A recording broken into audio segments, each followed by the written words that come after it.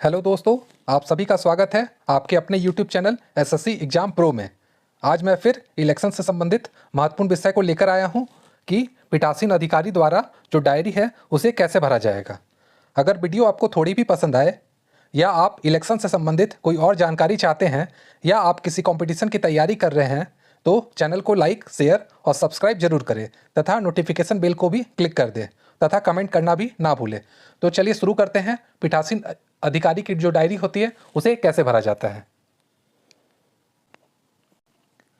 इस वीडियो का उद्देश्य चुनाव समाप्त होने के पश्चात पीठासीन अधिकारी की डायरी भरते समय मतदान दल को कोई भी दिक्कत ना हो, यह इसका उद्देश्य है। तो चलिए शुरू करते हैं और देखते हैं पहला पॉइंट। तो जो पहला पॉइंट है, यहाँ पे हम लोगों को निर्वाचन क्षेत्र का नाम भरना होगा। मान लीजिए निर्वाचन क्षेत्र का नाम है डुमरी, तो हम यहाँ पे भरेंगे डुमरी। उसके बाद दूसरे पॉइंट में हमें भरना है मतदान जिस दिन हुआ है उसे लिखना है। मान लीजिए मतदान हुआ है 23 अप्रैल को 2024 को। तीसरे पॉइंट में मतदान केंद्र की संख्या और उसका नाम हम लोगों को लिखना है। यहाँ पे संख्या लिखेंगे और उसके बाद उसका नाम लिखेंगे जिसका उल्लेख मतदान दल की नियुक्ति आदेश में होती है। साथ ही साथ पीठासीन अधिकारी को भरना है कि जो मतदान केंद्र है वो कहाँ पर स्थित है, शासकीय भवन में है कि निजी भवन में है या फिर अस्थायी संरचना में है, इसे भी उसको भरना होगा।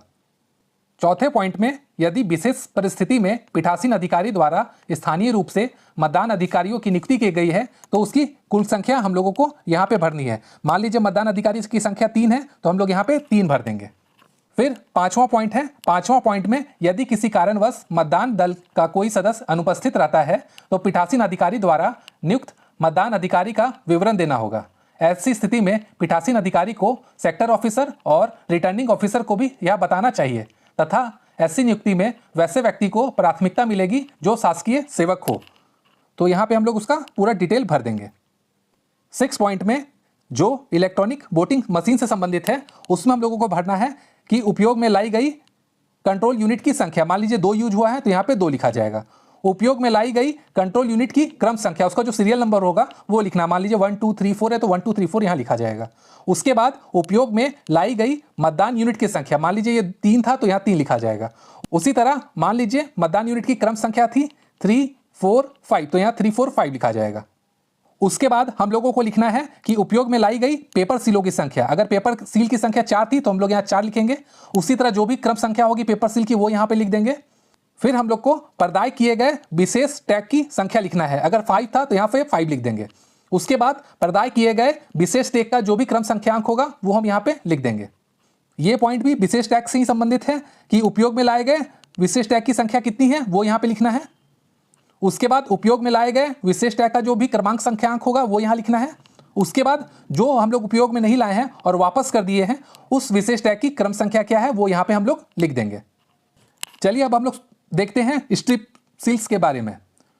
तो यहाँ पे लिखना है पर्दाय की गई स्ट्रिप्स की संख्या कितना मिला वो यहाँ लिखेंगे। पर्दाय की गई स्ट्रिप संख्या का क्रम संख्यांक यहाँ लिखना है। उसके बाद उपयोग में लाई गई स्ट्रिप सील्स की क्या संख्या है वो यहाँ लिखेंगे। और फिर उपयोग में लाई गई स्ट्रिप सील का क्रमांक संख्यांक हम यहाँ लिखेंगे। और उसके बाद जो उपयोग में नहीं आया और उसको हम लोग वापस कर रहे हैं तो उसका क्रम जो संख्यांक होगा वो हम यहाँ पे लिख देंगे। उसके बाद 17 में हम लोगों को देखना है कि जिन मतदान केंद्रों में वीवीपैट सिस्टम का उपयोग हुआ है उस पर प्रयुक्त किए गए प्रिंटरों की संख्या। अगर 3 प्रिंटर यूज हुआ है तो 3 लिखना है। और फिर प्रिंटर का जो भी क्रमांक होगा वो यहाँ पे हम लोगों को भर देना है। उसके बाद ऐसे अभ्यर्थी की संख्या यहाँ पे भरनी है जिन्होंने मतदान केंद्र पर मतदान एजेंट नियुक्त किए हैं। अगर मान लीजिए 5 कैंडिडेट ने मतदान एजेंट नियुक्त किए हैं तो यहाँ 5 हम लोग लिख देंगे। उसके बाद मतदान के प्रारंभ में जो भी मतदान एजेंट वहाँ पे उपस्थित होंगे उसकी संख्या लिखनी है। अगर मान लीजिए 8 थे तो 8 हम लोग यहाँ पे लिख देंगे। फिर एजेंट की संख्या जो विलंब से आए हैं उनका लिखना है। मान लीजिए 2 एजेंट जो है वो लेट से आए तो 2 लिख देंगे। फिर हम लोग यहाँ पे लिखेंगे मतदान की समाप्ति पर उपस्थित मतदान एजेंट की संख्या। मान लीजिए मतदान समाप्ति हुआ तो 6 एजेंट बचे हुए थे तो 6 हम यहाँ पे लिख देंगे। उसके बाद मतदान केंद्र पर नियत मतदाताओं की कुल संख्या हम लोगों को यहाँ पे भर देनी है। और उसके बाद निर्वाचक नामावली की चिन्हित प्रति के अनुसार मत देने के लिए अनुज्ञात किए गए निर्वाचकों की संख्या को यहाँ पे भरना है। उसके बाद मतदाताओं के रजिस्टर जो प्रारूप 17 का में दिया होता है में यथा प्रविष्ट निर्वाचकों की कुल संख्या यहाँ पे हम लोगों को भर देनी है। उसके बाद वोटिंग मशीन के अनुसार रिकॉर्ड किए गए मतों की संख्या को यहाँ पे भर देना है। उसके बाद मतदाता जिन्होंने मत देने से इनकार कर दिया है उसकी संख्या को यहाँ पे भरना है। उसके बाद मतदान अधिकारी यहाँ पे साइन कर देंगे। उसके बाद पॉइंट नंबर 11 में निर्वाचकों की संख्या भरनी है जिन्होंने मत दिया। इसमें पुरुष का भरना है पहले, मान लीजिए पुरुष 100 थे तो 100 भर दिया, महिला 200 अगर दी थी तो 200 लिख दिया, थर्ड जेंडर अगर 50 दिए थे तो हम लोग 50 लिख दिए। और उसके बाद यहाँ पे कुल लिखना है, तो मतलब कुल कितना हो गया, 350 लोगों ने मतदान दिया। उसके बाद अगर कोई चैलेंज मतदान होता है तो उसका डिटेल यहाँ भरना है कि कितने स्वीकृत हुए और कितने रिजेक्ट हुए, और जो जब्त की गई राशि है वो टोटल यहाँ पे कितनी है वो यहाँ पे भरनी है। उसके बाद उन व्यक्तियों की संख्या जिन्होंने डीईसी प्रस्तुत कर मत दिया है उसकी संख्या यहाँ पे भरनी है। उसके बाद 13 का में मतदान करने वाले जो भी प्रवासी रहेंगे निर्वाचक उनकी संख्या यहाँ पे भरनी है। उसके बाद ऐसे निर्वाचकों की संख्या जिन्होंने साथियों की सहायता से मत दिए वो यहाँ पे भरना है। और उसके बाद परोक्षी द्वारा दिया गया जो भी मतदान होगा वो यहाँ पे भरना है। पॉइंट नंबर 16 में निविदत मतों की संख्या भरनी है।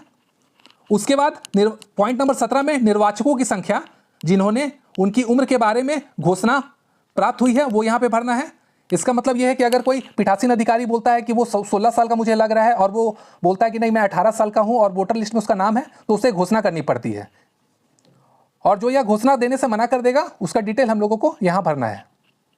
पॉइंट नंबर 18 में यदि कुछ समय के लिए कुछ कारण से मतदान रुकी हुई हो तो उसका कारण हम लोगों को यहाँ पे लिखना होगा।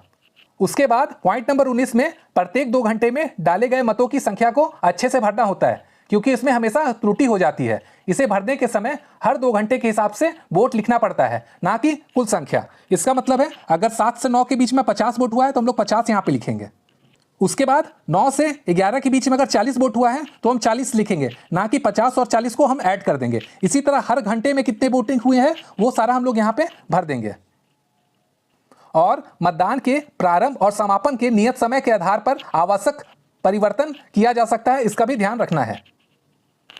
पॉइंट नंबर 20 में मतदान समाप्त होने के समय अगर कोई मतदाता अगर पंक्ति वक्त खड़े हैं तो सबको पर्ची देनी है, तो उनकी पर्चियों की संख्या हम लोगों को यहाँ पे लिख देनी है। उसके बाद ऐसे अंतिम निर्वाचक के मत देने के पश्चात मतदान समाप्ति का जो वास्तविक समय होगा, अगर 6 बजे बंद हुआ है तो 6 बजे हम लोगों को यहाँ भरना होगा। उसके बाद निर्वाचक अपराधों का विवरण हम लोगों को पॉइंट नंबर 21 में भरना है। अगर कुछ हुआ है तो उसमें निम्नलिखित मामलों की संख्या को हम लोगों को लिखना है। ये संख्याएं क्या क्या है वो हम लोग देख लेते हैं। मतदान केंद्र से 100 मीटर की दूरी पे कोई अगर प्रचार हुआ है तो वो लिखाएगा यहाँ पे। उसके बाद मतदाताओं द्वारा प्रतिरूपण करना, इसका मामला यहाँ पे लिखाएगा। उसके बाद मतदान केंद्र पर किसी सूचना की सूची को या दस्तावेज को छल कपट से बिगाड़ना, नष्ट करना या हटाना अगर है तो लिखाएगा। उसके बाद अगर कोई मतदाता को रिश्वत दिया है वो लिखाएगा। उसके बाद अगर कोई मतदाताओं या अन्य व्यक्ति को भयभीत करता है वो लिखाएगा। और अगर किसी ने मतदान केंद्र पर कब्जा कर लिया है तो ये 21 नंबर के पॉइंट नंबर 4 में लिखाएगा। उसके बाद पॉइंट नंबर 22 में अगर किसी कारण से मतदान में विघ्न हुई है या बाधा उपस्थित हुई है तो वो भरना है हम लोगों को, चाहे वह उपद्रव से हुआ हो, खुली हिंसा से हुई हो, प्राकृतिक विपदा से हुई हो, बूथ पर कब्जा से हुई हो, वोटिंग मशीन का विफल हो जाने से हुई हो, या कोई और कारण है तो भी यहाँ पे लिखना है।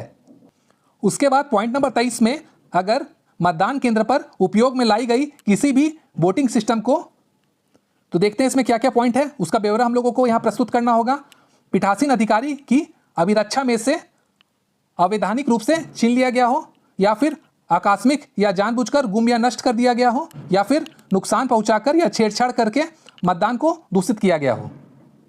उसके बाद पॉइंट नंबर 24 में अगर कैंडिडेट के द्वारा या एजेंट के द्वारा की गई कोई गंभीर शिकायत है तो उसे यहाँ पे हम लोगों को लिखना होगा। उसके बाद विधि तथा व्यवस्था को भंग करने वाले संबंधी जो भी मामले की संख्या होगी वो यहाँ पे भरनी होगी।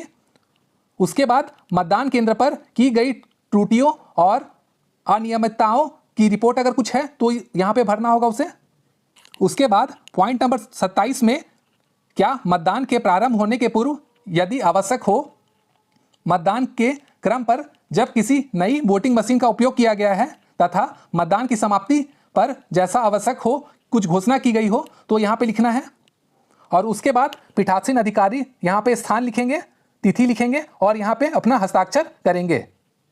और पीठासीन अधिकारी को यह ध्यान देना होगा कि ये जो डायरी होगी मतदान मशीन, विजिट सीट, प्रेक्षक की 16 पॉइंट रिपोर्ट और अन्य सील पेपरों के साथ रिटर्निंग ऑफिसर को भेजा जाना चाहिए। इसका भी उनको ध्यान रखना होगा। तो दोस्तों, आशा करता हूं इस वीडियो के माध्यम से मैंने आपको पीठासीन अधिकारी की डायरी कैसे भरनी है वो अच्छे से समझा दिया है। अगर आपको वीडियो थोड़ी भी पसंद आई है तो चैनल को लाइक, शेयर और सब्सक्राइब जरूर करें। Thank you.